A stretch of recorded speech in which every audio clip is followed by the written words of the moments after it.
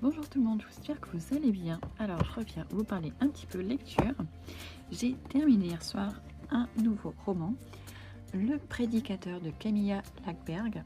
C'est le tome 2 de sa saga de Erika Falk et Patrick Hellstrom. Donc j'avais lu le tome 1, La Princesse de Glace, l'année dernière, à peu près à la même période je crois. Et entre temps je voulais continuer la saga, mais dans l'ancienne médiathèque le tome 2 était toujours indisponible. Et là j'ai réussi à me le procurer dans la nouvelle médiathèque. Et autant j'avais trouvé des longueurs dans le tome 1, autant celui-ci était parfait. Je lui ai mis 5 étoiles sur Babelio. 5 étoiles sur 5. Alors, juste avant de filmer, j'ai regardé la 4e couverture. Elle est très bien pour résumer, donc je vais vous la lire. Dans les rochers proches de Fjällbacka, le petit port touristique suédois dont il était question dans La Princesse des Glaces, tome 1, on découvre le cadavre d'une femme. L'affaire se complique quand apparaissent, plus profond au même endroit, 2 squelettes de femmes. L'inspecteur Patrick Edström est chargé de l'enquête en cette période estivale où l'incident pourrait faire fuir les touristes et qui, canicule oblige, rend difficile les dernières semaines de grossesse d'Erika, sa compagne. Lentement, le tableau se précise. Les squelettes sont certainement ceux de 2 jeunes femmes disparues 24 ans plus tôt. Revient ainsi en lumière la famille Hult, dont le patriarche, Ephraim, magnétisait les foules accompagné de ses 2 petits garçons, Gabriel et Johannes, dotés de pouvoirs de guérisseurs. Depuis cette époque et un étrange suicide, la famille est divisée en 2 branches qui se haïssent. Alors que Patrick assemble les morceaux du puzzle, on apprend que Jenny, une adolescente en vacances dans un camping, a disparu. La liste s'allonge. Une nouvelle fois, Camilla Lackberg excelle à tisser son intrigue, manipulant son lecteur avec jubilation, entre informations finement distillées et plaisir de nous perdre en compagnie de ces personnages dans une atmosphère provinciale lourde de secrets. Alors, j'ai franchement beaucoup aimé, pour plein de points différents. Déjà, donc, dès le départ, on retrouve un squelette, on retrouve une femme morte récemment, et en enlevant son corps, on retrouve des ossements au même endroit. Et on comprend vite que ce sont 2 personnes qui avaient disparu 24 ans auparavant, qui n'avaient jamais été retrouvées, et donc voilà, c'est un cold case. Donc on a cette double affaire, le meurtre actuel, plus les disparitions anciennes, et en parallèle après quelques chapitres plus loin, il y a une nouvelle adolescente qui disparaît, et à chaque fois elles ont à peu près le même âge et tout, et il y a des liens entre elles, enfin il y a un lien. Donc ça franchement c'était trop chouette. En plus il y a une histoire de famille parce que voilà il y a eu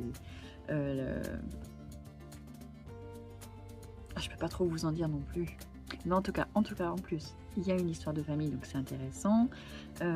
Concernant l'enquêteur là c'est Patrick Hellström. Je trouve qu'il a une bonne place dans ce tome là. Dans le premier tome tout tournait autour d'Erika surtout. C'était vraiment le personnage principal et Patrick était un petit peu secondaire. Mais là, il a vraiment une vraie place pour 2 raisons. D'abord parce que Erika est enceinte et elle est à la fin de sa grossesse, donc elle ne peut pas faire grand-chose. Donc ça la neutralise, on va dire, même si elle est présente et voilà, il y a quand même quelque chose autour d'elle. Hein.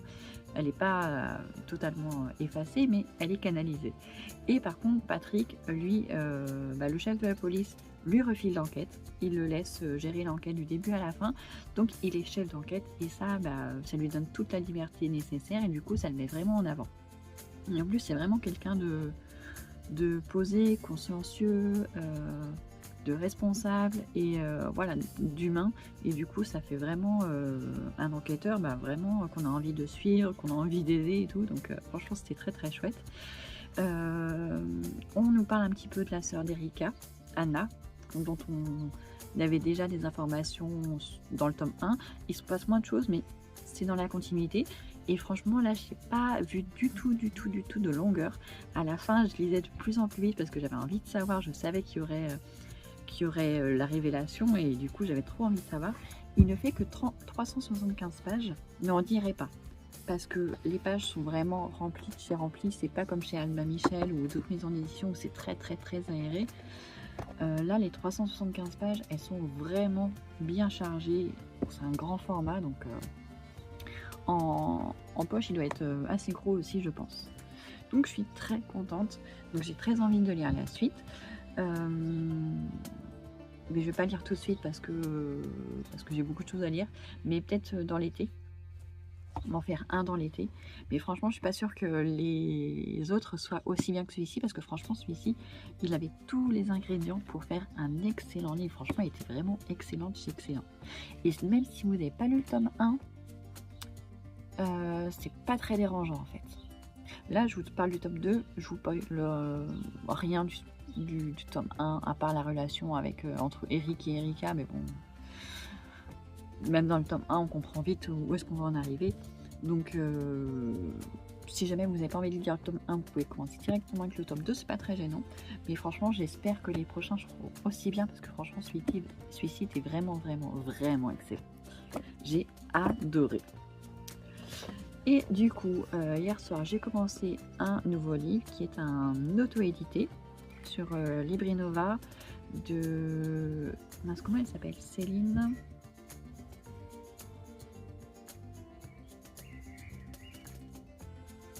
Bon, on va attendre qu'elle s'allume.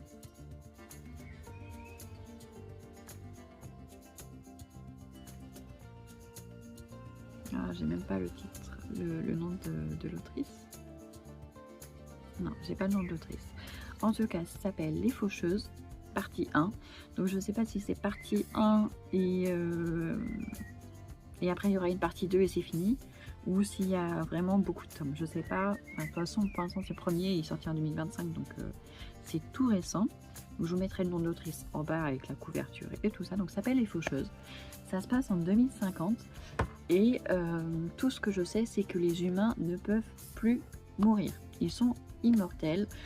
Et ça crée pas mal de perturbations. Bah déjà, en plus, déjà ils savent même pas comment ça arrivé. Ils ont découvert ça en 2050. On oscille entre 2040 et 2058. Là, la plus grosse partie, ça se passe en 2058. Mais j'en suis qu'à 15% du livre. Mais on nous dit qu'en 2050, ils ont découvert que plus personne ne pouvait mourir. On a beau leur tirer dessus, ils ne meurent pas. On peut leur amputer une jambe ou n'importe quoi, ils vont pas mourir. Quoi qu'il se passe, l'être humain ne peut plus mourir. Il peut vivre difficilement parce qu'il a toujours des douleurs fantômes, il peut souffrir mais il ne peut pas mourir. Et on ne sait pas comment ça arrivé, donc ça c'est le grand mystère. Et du coup, bah, ça a des conséquences parce que puisqu'on ne peut plus mourir, et ben tous ceux qui étaient en prison pour meurtre, viol et tout ça sont relâchés dans la nature. Puisque plus personne ne peut mourir mais qu'il y a encore des gens qui naissent, bah, il y a un risque de surpopulation et du coup pas assez de ressources sur la planète pour tout le monde. Donc il y a plein de questions qui se soulèvent et l'intrigue se passe autour de, comment il s'appelle, Rognard et son fils Tico. Rognard, c'est un flic, il était déjà flic avant 2050 et en fait son fils Tico, c'est pas son fils biologique, c'est un petit garçon qu'il a trouvé lors d'un incendie en 2040. Ouais, c'est ça. En 2040, il y avait un pyromane qui mettait le feu à des logements où tout le monde mourait à chaque fois. Et ils n'ont jamais réussi à retrouver ce pyromane. Mais lors du dernier incendie, ceux qui étaient dans la maison sont morts. Mais en faisant le tour de la maison, Rognard, le flic, a découvert un bébé dans la neige qui pleurait.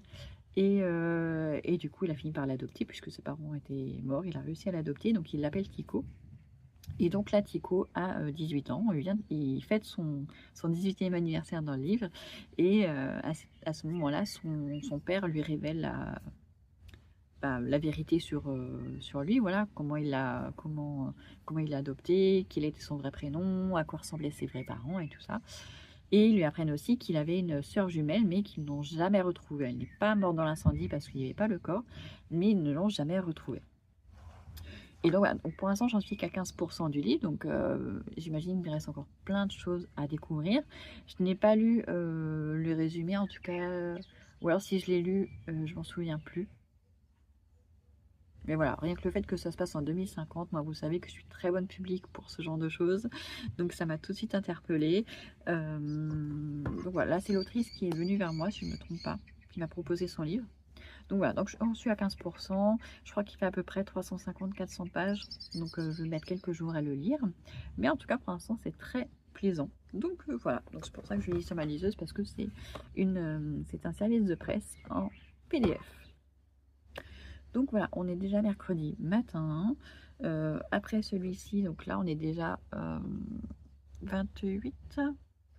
Oui, c'est ça, on est déjà le 28 mai. Donc il reste que 3 jours, donc je vais finir le mois avec ce livre numérique. Et du coup, je n'aurais pas réussi à lire tous les livres de ma pile à lire de mai, parce qu'il m'en reste 2.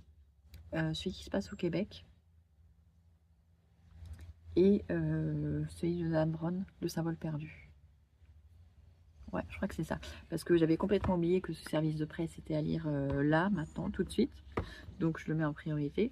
Et puis bah, après, on partira sur la pile à lire de juin, que je n'ai pas encore faite. Mais je pense que je la ferai vendredi. Ouais, soit je la fais vendredi, soit je la fais lundi prochain, je sais pas. Et peut-être que cette fois, je la mettrai dans le vlog. Je sais pas du tout. Et j'ai vu sur Instagram que samedi, qui arrive là, il y a un salon du livre à Montauban, dans le Leclerc qui est le plus proche de moi, qui est au sud de Montauban. Et j'ai à la fois envie d'y aller, parce que c'est que 2 auteurs de la région, dont une que je connais, Sabine Latour, dont j'ai déjà lu un livre. Donc j'ai à la fois envie d'y aller parce que bah voilà, vous savez que j'aime bien mettre en avant les auteurs régionaux et tout ça. Mais en même temps, je suis jamais allée dans un salon du livre, donc je sais pas du tout comment ça se passe. Franchement, ce serait l'occasion parce que c'est vraiment juste à côté. On est à quoi, 20-25 minutes. Je me dis en plus, c'est dans un Leclerc, dans un centre commercial, donc il y aura de la place. Je pense pas qu'il y ait trop de monde parce que c'est une petite ville. Ah, la semaine dernière, j'ai accompagné ma fille à Cultura pour une dédicace. Et pareil, c'était une première fois, mais bon, le fait que j'y allais avec ma fille, c'était pour elle, donc j'avais pas besoin de parler, je l'accompagnais juste, donc déjà c'était plus facile. Et puis en plus, c'était sur inscription, donc avec des places limitées. Là, honnêtement, je sais pas du tout comment ça se passe, un salon du livre, encore moins dans un centre commercial.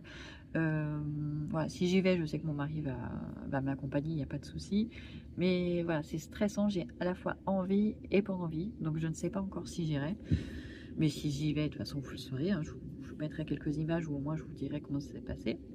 Mais donc voilà, donc pour aujourd'hui, je m'arrête ici et je reviendrai vous en parler dans quelques jours de celui-ci. Bonjour tout le monde, j'espère que vous allez bien. Alors, dans cette petite capsule, j'ai plein de choses dont je veux vous parler. Je vais essayer de rien oublier. Alors, je vais commencer par vous donner mon avis final sur Les Faucheuses, que je lisais donc en e-book, qui est un service de presse auto-édité. Alors, je vais vous faire un avis, mais finalement, ce n'est pas un avis définitif, total, parce que je vous avais dit que c'était la partie 1. Et du coup, j'ai pas l'histoire en entier. L'autrice m'a dit que la partie 2 sortirait bientôt en e-book. Donc je pourrais les lire bientôt parce que bah, du coup la fin on est vraiment sur du suspense qui appelle vraiment la partie 2 assez rapidement. Donc je vous avais dit on était en 2050, enfin même un petit peu après on est en 2058, mais on sait que en 2050 l'humanité est devenue immortelle, mais on ne sait pas comment. Ni nous lecteurs, ni les personnages, les gouvernements dans le livre. Donc voilà, ça pose déjà la base. Donc on se demande, ça fait réfléchir sur les conséquences pour vivre. Comment on fait pour nourrir autant de personnes. Ils ont relâché tous ceux qui étaient considérés comme des criminels parce qu'ils avaient tué des gens. Parce que maintenant, puisque plus personne ne peut mourir, on ne peut plus tuer de gens. Donc maintenant, les vrais crimes sont les crimes contre l'environnement. Donc voilà, ça c'est un petit exemple. Et je vous avais parlé de Tico et son père Rognard. Tico qui avait été sauvé par son père adoptif. En fait, il avait trouvé à l'extérieur d'une maison en feu. Et donc, il l'avait adopté. Et en fait, un petit peu plus loin dans le livre, on apprend qu'en fait, Tico n'est pas le seul à avoir été... à être devenu orphelin de cette manière-là. En fait, Rognard, donc le père, a suivi des séances de psychothérapie ou quelque chose du genre avec Luna qui est thérapeute. Et en fait, ils se sont rapprochés et ils vont se mettre en couple. Et Luna est tutrice d'une jeune fille qui a le même âge que Tico, qui a perdu ses parents d'une manière assez similaire. Et visiblement, voilà, on apprend aussi d'autres choses sur Tico, mais je vais quand même vous laisser du suspense si vous voulez le lire. Et en fait, il va se passer quelque chose. Rognard et Luna vont vouloir se marier et partir en road trip, ce qui est totalement interdit dans cet univers, enfin dans l'Europe de 2058. Les voitures sont interdites et tout ça, enfin vraiment pour des choses très ponctuelles. Et donc, ils enfreignent la loi alors que Rognard n'en fera jamais la loi, il est flic, hein, je vous le rappelle. Et en fait, pendant ce road trip, ils vont disparaître. Voilà, normalement, ils étaient censés envoyer des nouvelles à leurs enfants qui étaient, eux, restés à, à Madrid, enfin, à ancienne Madrid, parce que eux, voilà, c'était vraiment un voyage de couple. Et donc, au bout d'un moment, en fait, les deux ados ne reçoivent plus de nouvelles de leurs parents, ça les inquiète, ils font une petite déprime, et après, finalement, ils décident de partir à leur recherche, ce qui est totalement dangereux, inattendu et interdit aussi. Et bah, pendant leur voyage, il va leur arriver plein de choses, plein de choses. Parfois un petit peu trop finalement, on se rend compte que c'est pas du tout réaliste, mais c'est tellement bien fait, tellement bien écrit qu'en fait on se rend pas compte. C'est vraiment après quand on y repense qu'on se dit ah ouais mais en fait c'est pas du tout réaliste. Mais en fait tant qu'on est dans l'histoire, ça passe carrément, ça se lit tout seul, très agréable. Il fait à 450 pages. Et c'est vrai que la semaine dernière, j'ai fait beaucoup de choses et du coup, j'ai pas eu beaucoup de temps pour lire, mais j'avais toujours très envie de revenir à ma lecture. Franchement, c'était très chouette, donc je lirai avec plaisir la suite, la partie 2. Donc voilà pour Les Faucheuses, partie 1 de Céline Raphaël. Cette fois, je me suis souvenue de son nom de famille. Et donc, c'était ma dernière lecture du mois de mai. Ce qui fait que sur ma pile à lire de mai, où j'avais 10 livres, c'était beaucoup. L'année dernière, je l'aurais fait sans problème, et là, cette année, c'est pas possible. Je n'en ai lu que 7 sur les 10, ce qui fait qu'il me restait encore 3. Bon, le temps est assez incertain, je vous avais dit que je le reportais sur la page de juin, donc on laisse de côté. Et sinon, il me restait quand même 2, et pas n'importe lesquels. Il me restait 2 énormes livres. Il me restait Il était une fois à Québec, qui fait 700 pages, je crois, mais avec des pages épaisses comme du papier à cigarette, donc et très serré. Donc voilà, ça va prendre du temps à lire, donc j'ai pas pu lire celui-ci. Et je n'ai pas pu non plus lire Le Symbole perdu de Dan Brown, qui est aussi une belle brique. Donc, d'habitude, je les reporte sur la palle du mois d'après. Sauf que là, je ne peux pas. Ça va pas être gérable. Donc pour l'instant, je les remets dans ma pile à lire normale de bibliothèque. Ça, c'était un livre, c'était une relique en plus. Donc il revient dans ma bibliothèque. Donc c'est pas normalement le but. Normalement, le but en début d'année, si je mettais les livres de la relique un par mois, comme ça, de manière secrète, c'était pour écouler justement les plus vieux livres et écouler ma palle. Mais on va revenir après. On va y revenir.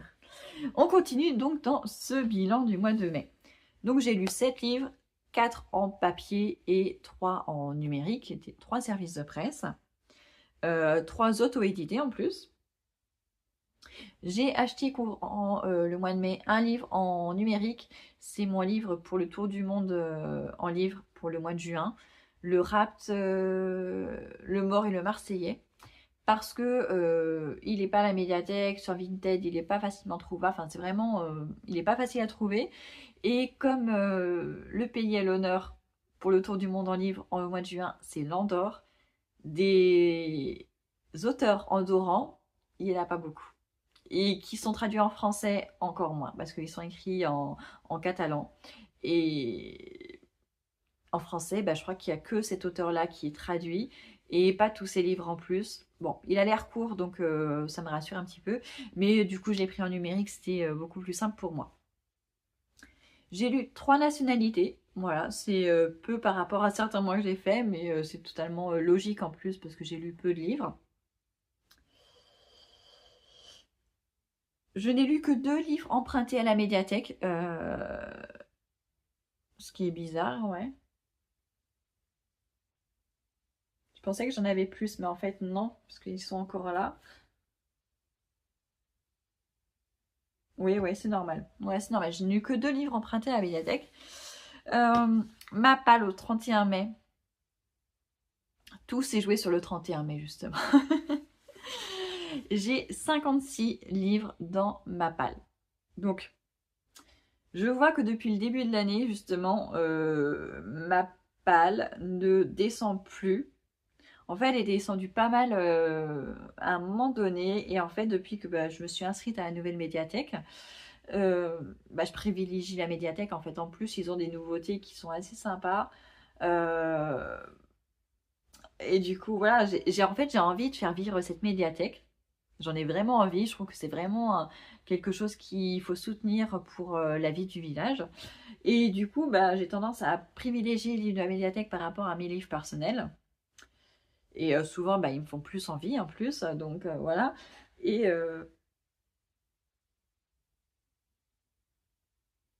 pour du bruit dans la maison. Et du coup, ma pile à lire est arrivée à 56 livres. Donc il va falloir trouver une solution. On en reparlera tout à l'heure. Et du coup, ça a eu une influence sur le Rainbow Challenge.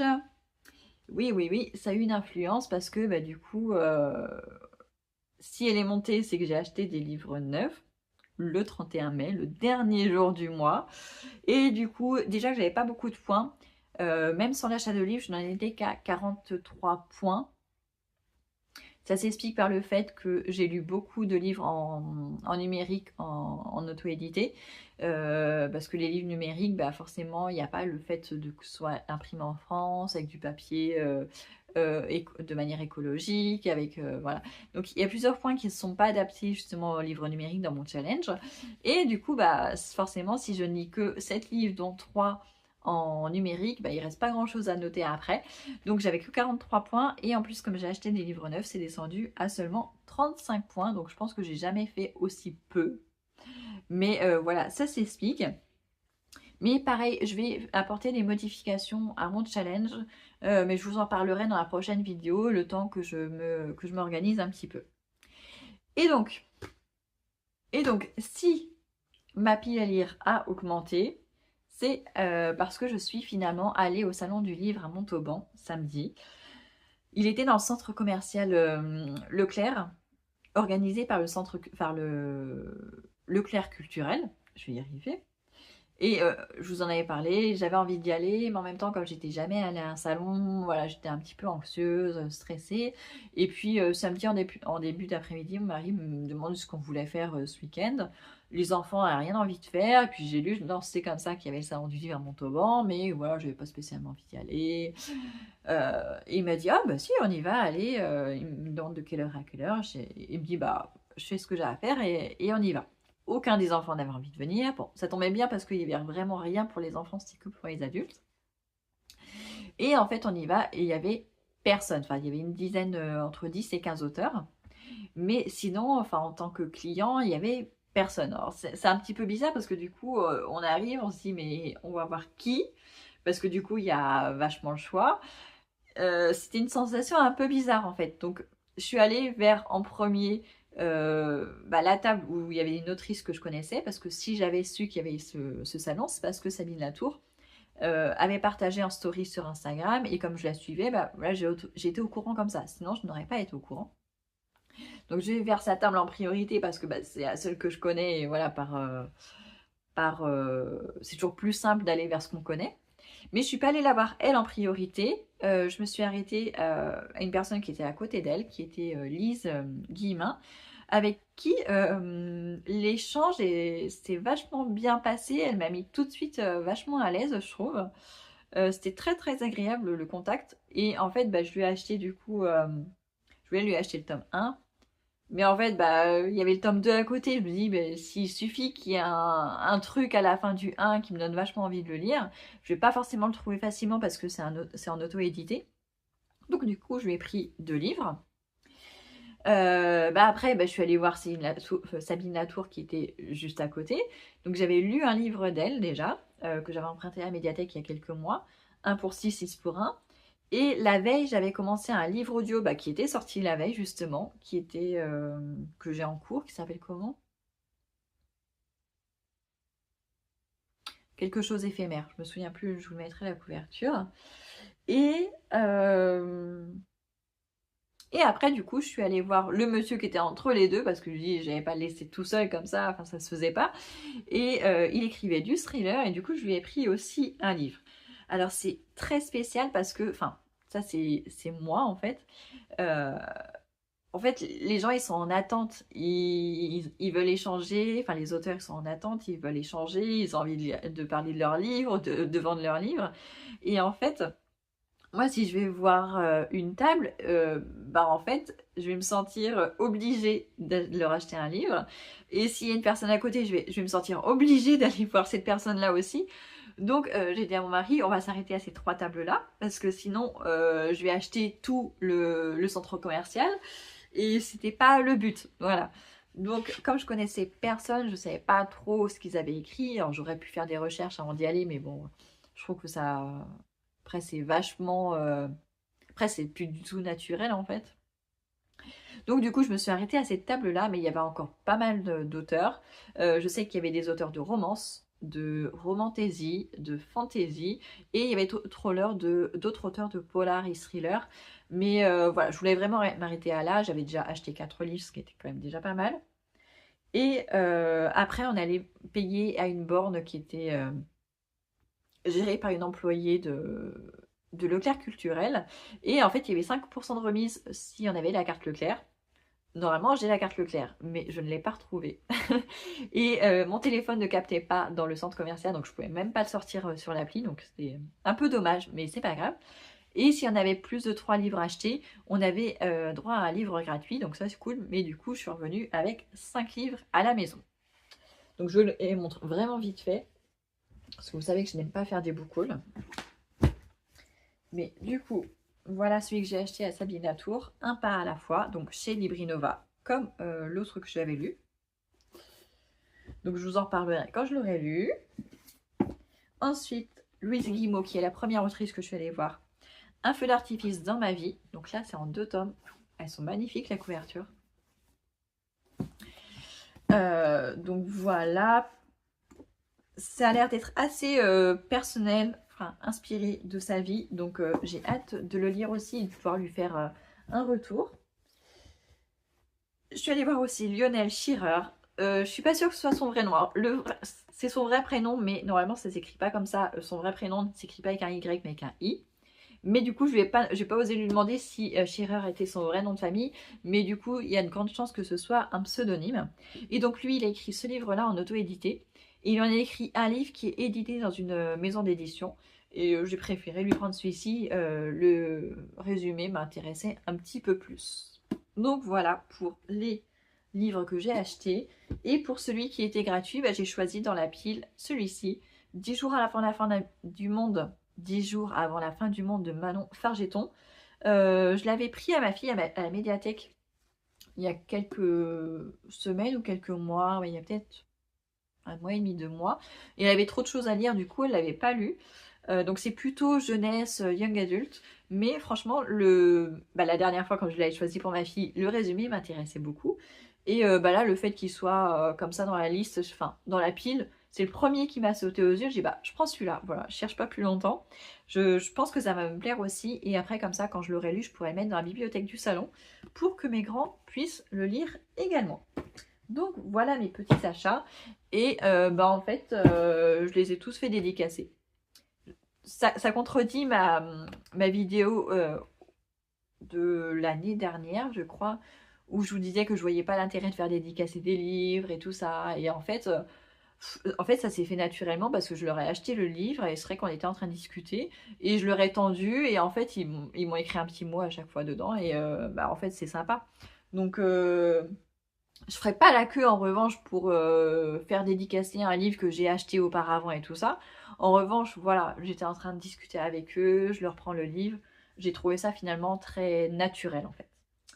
Donc voilà pour le salon du livre, j'y retournerai avec plaisir maintenant que je sais, et je me demande même s'ils n'en font pas plusieurs par an, parce que ça c'était celui de printemps, mais je me demande s'ils en font pas un à l'automne. Donc je me suis inscrite, je me suis abonnée à la page Instagram du centre culturel et du centre commercial. Comme ça, s'ils en refont, j'en referai. Parce que ce que j'ai oublié de vous préciser aussi, c'est que ce sont des auteurs de la région. Par exemple, l'une des autrices, elle habite une commune qui est juste à côté. L'autre, je sais qu'elle est dans le nord de la Haute-Garonne, c'est vraiment pas loin non plus. Donc voilà, c'est vraiment des auteurs de la région. Donc ça me permet à la fois de vous présenter des auteurs auto-édités, donc qui ont besoin de soutien, et en plus des auteurs régionaux. Donc ça colle parfaitement à ce que j'ai envie de faire sur ma chaîne. Donc c'est une très très bonne chose.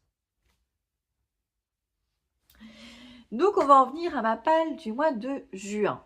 Alors, je vous disais que tout à l'heure, il faudra que je fasse quelque chose pour ma palle personnelle dans la bibliothèque. Parce que, en fait, dans ma palle de juin, pour l'instant, je n'ai aucun livre personnel. Mais vraiment aucun. J'en vois qui sont déjà notés. Donc, j'en ai 1, 2, 3, 4, 5, 6, 7, 8, 9. J'en ai 9. Aucun qui vient de ma pile à lire normale de bibliothèque. Parce que j'en ai 1, 2, 3, 4, 5 qui viennent de la médiathèque,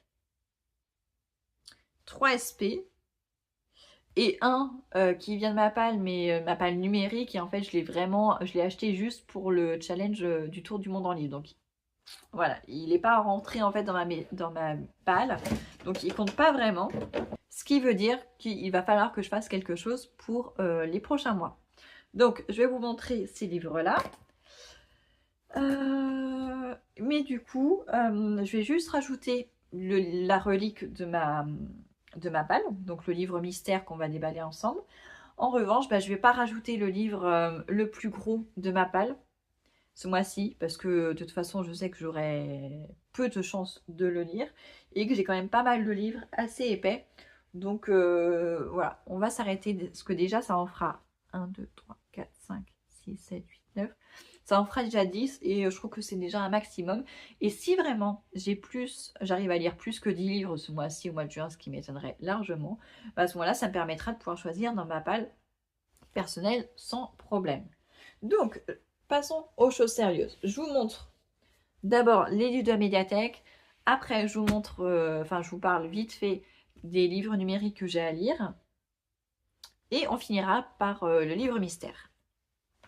Par contre, je vais boire un petit peu parce que là, j'ai perdu l'habitude de parler aussi longtemps et j'ai super soif. Alors, donc tout d'abord, pour ma palle du mois de juin, donc on commence par Le temps est assassin de Michel Bussy, que je lis en lecture commune avec Aurélie de la chaîne et du compte Instagram Les Mots d'Or, je vous en ai déjà parlé.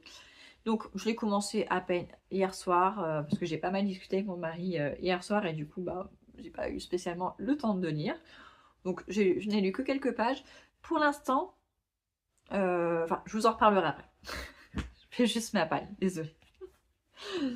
Ensuite, j'ai fait les lire de Michel Desmurget. Si vous vous souvenez, j'ai dit il y a quelques mois, mais ouais, il y a déjà pas mal de mois, j'ai lu La fabrique du crétin digital, du même auteur. Et celui-ci, voilà, c'est vraiment dans la continuité. Donc, j'espère qu'il sera plus intéressant que le précédent.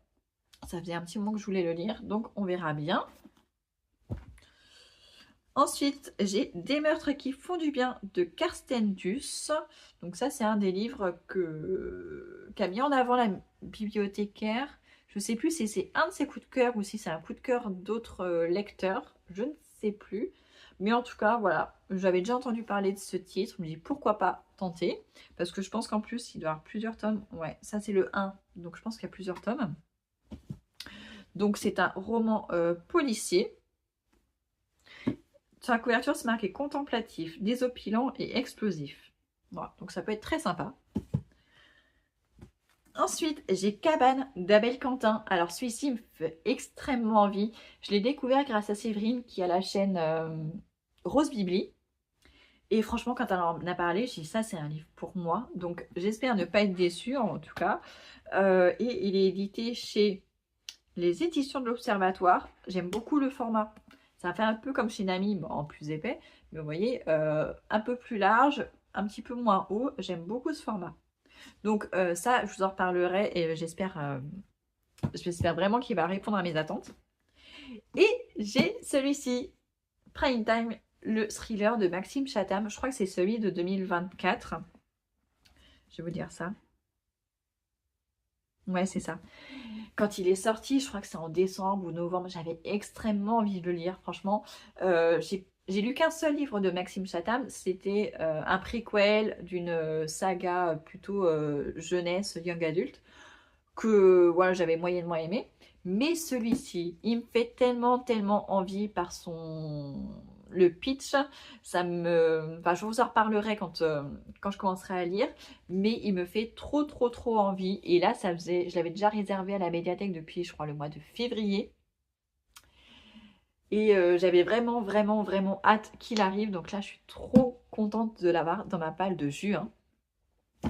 Donc voilà pour les livres empruntés à la médiathèque. Ensuite, en livre numérique que je dois lire en tant que service de presse, j'ai Dévalisé d'Éric Bertrand. Je vous ai déjà parlé de lui le mois dernier. J'ai La Perle des Couffins. Là, je me souviens plus de l'auteur, mais de toute façon, je vous mets la couverture. J'ai aussi Moi, mon double et ma moitié. Pareil, je vous mets la couverture. Donc ça, c'est les 3 services de presse que je vais lire au mois de juin. J'ai eu d'autres demandes entre-temps. Il y en a une que j'ai refusée, une où j'ai pas encore répondu, mais je vais refuser aussi parce que j'ai trop de choses à lire. Donc j'ai envie de lire les livres de ma palle, donc je vais repousser. Je leur proposerai peut-être pour le mois de septembre, octobre, mais là, pour l'été, j'arrête. Ensuite, j'ai Le Rapt, Le Mort et Le Marseillais, qui est justement le livre pour mon tour du monde en livre. Et du coup, on passe au livre mystère. Donc, mois de juin, c'est le 6e mois de l'année, donc je prends le livre numéro 6.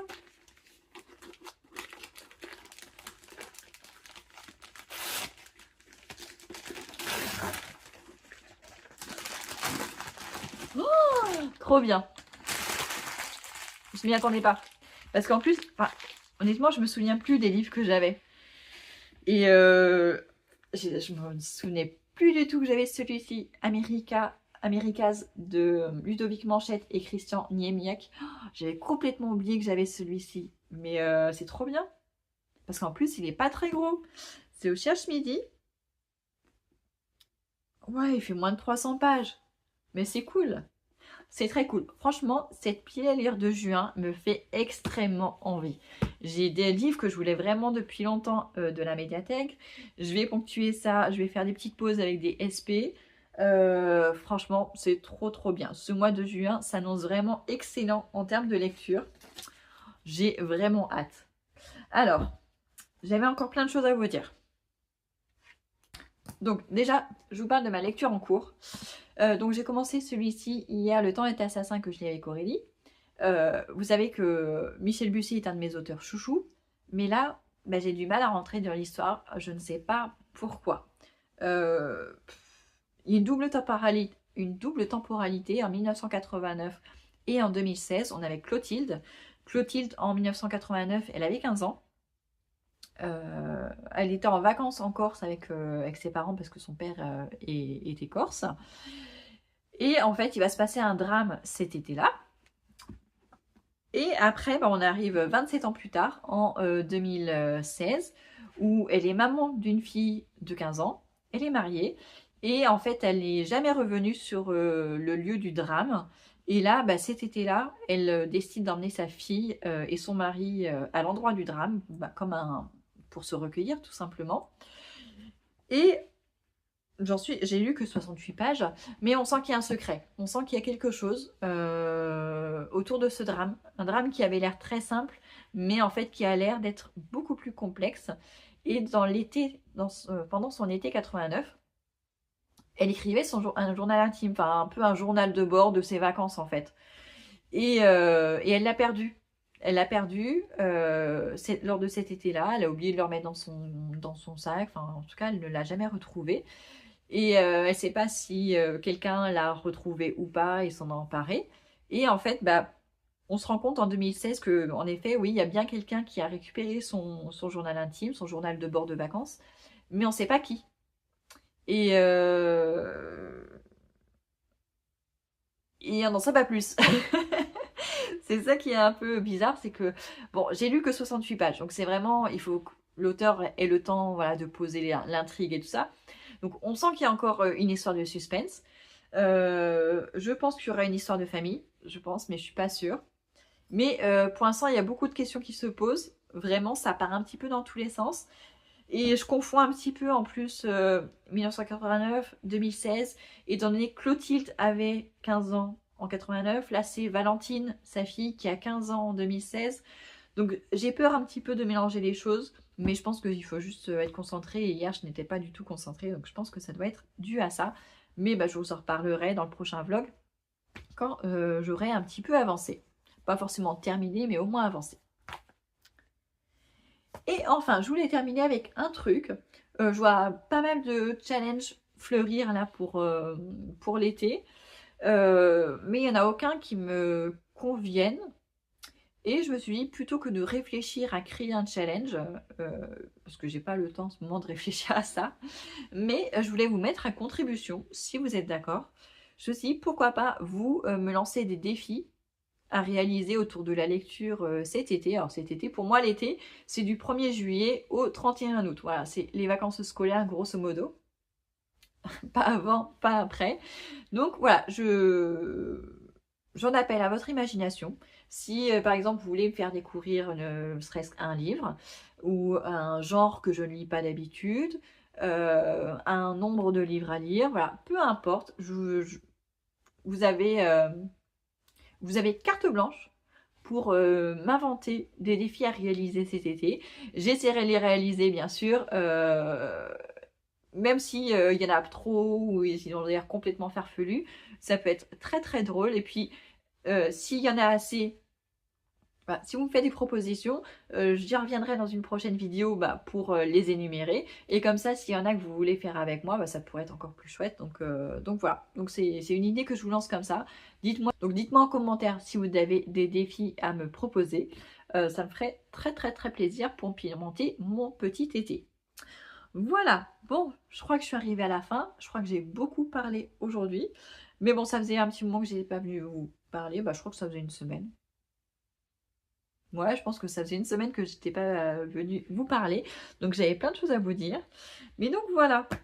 Et cet été, bah, ça serait bien en effet que je fasse diminuer ma palle. Je ne sais pas si la médiathèque est ferme cet été. Ce serait une bonne chose pour ma palle. Ça m'obligerait à lire les livres de ma palle. Parce que là, honnêtement, ça déborde entre... Parce qu'en fait, j'ai pas acheté de livres à part ceux-là du salon. J'en ai pas acheté depuis très longtemps. Mais le problème, c'est que j'en ai trouvé quelques-uns en boîte à livres et que je n'ai toujours pas pris le temps de lire en fait. Je crois que dans des boîtes à livres, je crois que j'en ai eu que 2. Et pourtant, ils ont l'air chouettes, hein. Mais là, j'ai toute une étagère qui déborde. Il va falloir que je réorganise ma bibliothèque. Mais pour l'instant, je suis en train de réorganiser celle des enfants dans le salon. Donc, je verrai si je trouve de la place. Mais là, j'ai des idées. J'en ai discuté avec mon mari il y a une semaine ou deux. Il nous manque des meubles en fait dans la cuisine. Au début, quand on a fait le plan de la cuisine, il fallait on était restreint par un budget à ne pas dépasser. Et du coup, on n'a pas pu mettre tous les meubles qu'on voulait. On s'est vraiment restreint à notre enveloppe budgétaire. Mais du coup, on a encore la place pour mettre certains éléments dont on a vraiment besoin parce que je manque de rangement. Et en fait, comme le salon et la cuisine sont dans le même espace, j'ai envie, quand j'irai faire le devis pour compléter la cuisine, en fait, d'étendre les meubles de la cuisine vers le salon. Ça fera une unité comme ça sera à peu près la même, enfin ça sera la même couleur, ça sera les mêmes teintes. Donc, et comme ça, ajouter des éléments tout côté salon, des rangements, mais surtout bah, faire un espace bibliothèque en fait. Et du coup, ça laisserait beaucoup plus, ça permettrait d'avoir plus de place pour ranger bah, mes livres, mais surtout ceux des enfants parce qu'ils en ont beaucoup plus que moi finalement, vraiment beaucoup plus. Si ça vous intéresse, un jour je pourrais vous montrer les bibliothèques des enfants. Même si on emprunte beaucoup à la médiathèque, bah, ils en ont quand même pas mal. Donc dites-moi si ça peut vous intéresser, par âge ou globalement en fait. Et du coup, en fait, dans le salon, ce que j'ai envie de faire, c'est d'utiliser vraiment toute la hauteur sous plafond. Voilà, vraiment aller jusqu'au plafond, comme ça déjà, il y a moins de ménage à faire, il y a moins de poussière à faire au-dessus des étagères. Vous voyez ce que je veux dire? Et vraiment tout utiliser. Et donc voilà. Et après, peut-être qu'on fera la même chose aussi dans la chambre. Mais pour l'instant, plutôt cuisine et salon. Pour réorganiser ça. Et du coup, après, je réorganiserai ma bibliothèque. Parce qu'en fait, j'ai envie de faire, de diviser ma bibliothèque en 3 parties. Faire une partie fiction. Faire une partie classique. Et faire une partie non-fiction. Donc tout ce qui est essais, témoignages, voilà, ce genre de choses. Donc là, je peux pas, je pourrais presque le faire dans cette bibliothèque-là parce que j'ai 3 étages. Mais, bon, en fait, je peux vous montrer parce que je vous en parle. Donc vous voyez, j'ai ma petite étagère là qui a seulement 3 étagères, ma petite bibliothèque. Donc là, en haut, je vous ai déjà montré, hein, ce sont les livres que j'ai déjà lus et que je conserve. Ça, c'est ma palle, donc tous les livres qui sont en attente d'être lus. Et en bas, bah, j'ai quelques carnets. J'ai quelques livres aussi. Est-ce que c'est à moi ou cela ou pas? Ou des livres pour mon mari, je sais plus. Bon, en tout cas, il y a quelques livres en bas. Là, il y a... Oh mince, faut pas que je montre ça à tout le monde. Il y a des livres pour une personne que je vais lui offrir. Il y a quelques carnets. Vous voyez, ici, il y a des carnets que j'ai utilisés. Oui, ce sont mes anciens carnets de lecture. Et là, à gauche, ici, enfin à droite plutôt, à droite, ce sont les livres de... C'est la relique. Ce sont les 12 livres les plus anciens que j'avais emballés en début d'année, enfin que ma fille avait emballé, et du coup qui sont en attente. Donc en bas, je ne l'utilise pas vraiment, l'étagère du bas. Mais vous voyez que là, ma pile à lire, bah en fait, ça loge pas là, donc ça déborde, ça déborde, ça déborde. Donc il va falloir que je les lise vraiment. Et bah là, c'est pareil, en fait, mon étagère, en fait, il faudrait, pour gagner de la place, finalement, il faudrait que mes étagères, elles fassent la hauteur des livres de poche. Comme ça m'éviterait de mettre d'autres livres dessus, mais bah, ça permettrait de peut-être de caser un quatrième étage, en fait.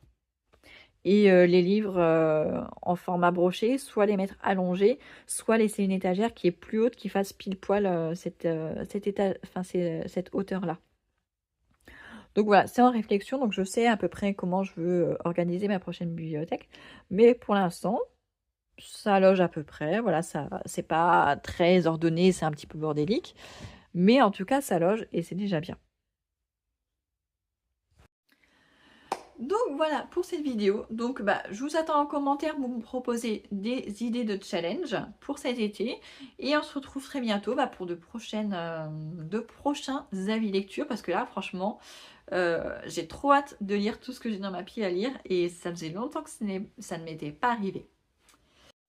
Ah, et j'allais oublier, je voulais vous faire le top 3 quand même de mes lectures du mois de mai.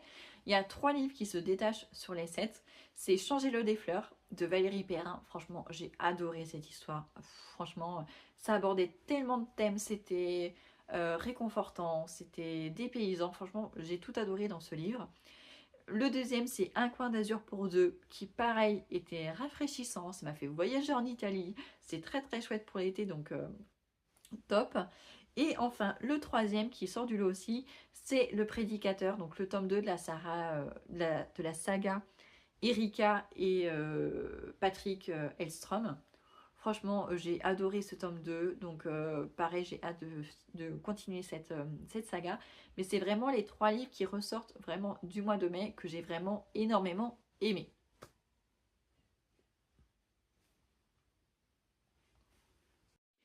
Voilà, donc je vous laisse et on se retrouve très très bientôt. Je vous souhaite de bonnes lectures à tous.